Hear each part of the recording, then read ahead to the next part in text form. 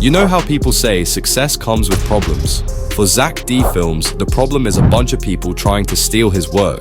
Zack D Films isn't just any YouTuber, he's one of the biggest names right now. His unique animation style, fast-paced storytelling, and deep research helped him blow up on the platform. It's like MrBeast-level growth, but with more twist and curiosity. And once he became popular, CopyCats started showing up, fast. Let's start with the worst one, Snap Facts. These guys didn't even try to hide what they were doing. They downloaded Zack's videos, flipped them horizontally, added a fake robot voice, and uploaded them like it was their own content. Even worse, they forgot to remove Zack's watermark, so in every video, his name was still there, just mirrored.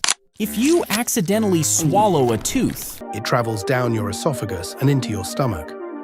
Then powerful acids and enzymes start breaking down the softer parts of the tooth, like the pulp. However, the enamel is more resistant and might not fully break down. Next, the partially digested tooth moves into the small intestine, where it continues to be broken down by bile and digestive enzymes. Finally, any remaining fragments are passed through your digestive tract and excreted with waste. That's not being inspired, that's just lazy theft. And believe it or not, it worked. Snap Facts got over 300,000 views. Casual viewers who didn't know Zack's channel thought it was original. It had no editing, no new ideas, but somehow it got views. What's more frustrating is that Snap Facts didn't even try to change. After being called out in the comments, they kept uploading. No updates, no apology, just more flipped videos. And even when people pointed out the watermark, Snap Facts ignored it, showing they didn't care about being exposed. This isn't just a lazy content farm, it's a group banking on the fact that the average viewer won't notice, and even if they do, it won't matter. That's the scary part. Now, Snap Facts was lazy, but the next channel actually tried a bit. Meet Simply How. Simply How was run by a guy named Daniel Bitton. He and his team saw Zack's success and thought, we can do that too. They hired animators, copied Zack's storytelling, pacing, everything, but their videos didn't do well, so they changed tactics. Now, during our research, we came across these two viral videos about how muscles grew. So we started chefing up, and after posting this video, it was by far the best performing in the first day, getting over 14,000 views. And as we kept letting this video marinate day after day, the views just started slowly climbing until on day 13, when it all went nuclear. 1 million, 3 million, 5 million, 10 million views after just 30 days. While Zack kept his videos clean and respectful, Simply How went the other way. They chose controversy. What could we do to get people's attention while simply stating facts? Why Asian people have small eyes was the title to this new video. The goal here was to just scientifically answer a question in an interesting way. Their video titles, things like, why do Asian people have small eyes? Have you ever wondered why Asian people have such small eyes? Well, they're actually the same size as everyone else's, but they look smaller because they have something called monolids. This is a type of eyelid shape where there is no visible crease, which makes it appear smaller. And why are Africans black? Have you ever wondered why Africans are so black? Well, it's actually due to the intense sunlight they faced thousands of years ago. But in order to protect themselves from harmful UV rays, their skin evolved to produce something called melanin, and more of it meant darker skin. Clickbait questions made to get attention, and it worked. The shock made people click.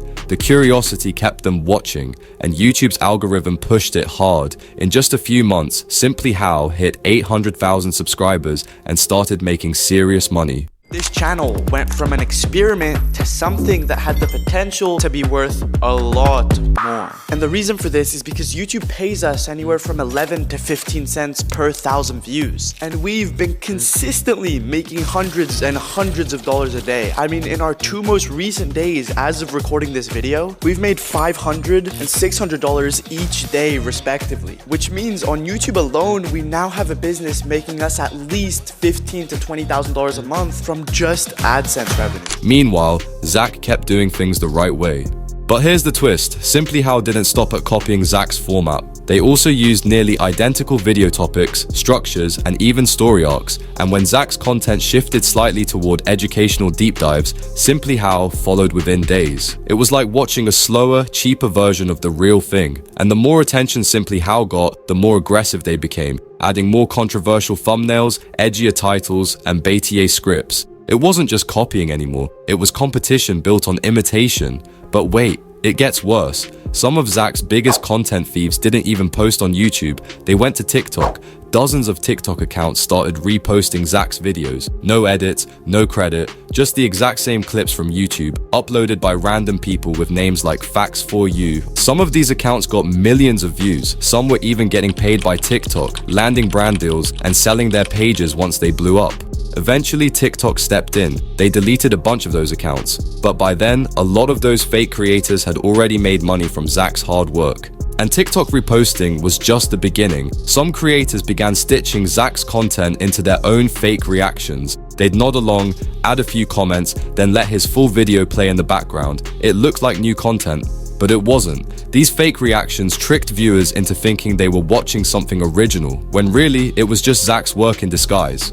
Worse, some of these accounts ran ads over those clips, turning pure theft into income. The hustle wasn't just lazy, it was profitable. And now, copying Zack has become a business model. There are Discord servers, YouTube tutorials, and AI tools teaching people how to make Zack-style videos without putting in any effort.